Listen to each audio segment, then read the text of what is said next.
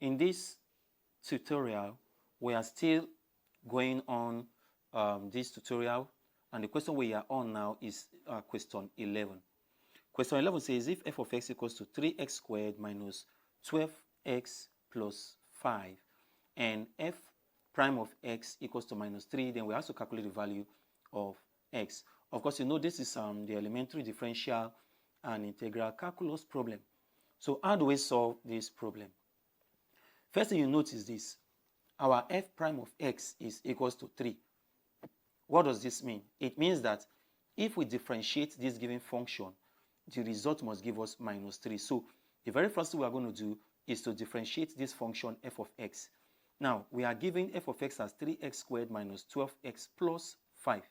Now, to get the derivative, we'll write it as f prime of x, and on the right side it will become 2 times 3x, that will give us 6x, then 2 minus 1 will give us 1, then minus, the power of this x is what? 1, you can write it out, then 1 times 12x will give us 12x, then 1 minus 1 is 0, then if we differentiate a constant, we have 0. A constant is a number without a letter, all right? So this is going to give us 0.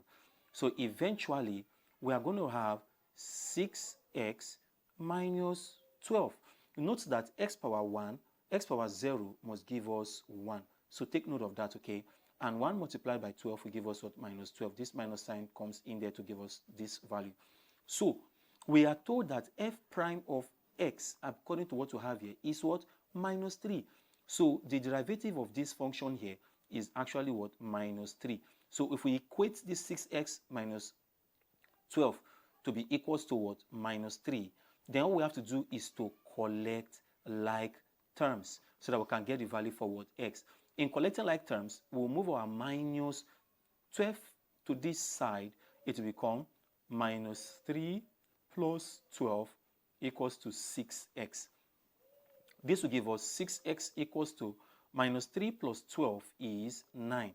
Now, in this case, we divide both sides by 6. If we divide both sides by 6, this 6 will cancel this 6. We have x, therefore, to equals to what? 3 here is what? 3. And 3 will go here to give us 2. So the final answer for this to give us the value of x will be 3 upon 2. And there you have it. That is how you solve this question 11.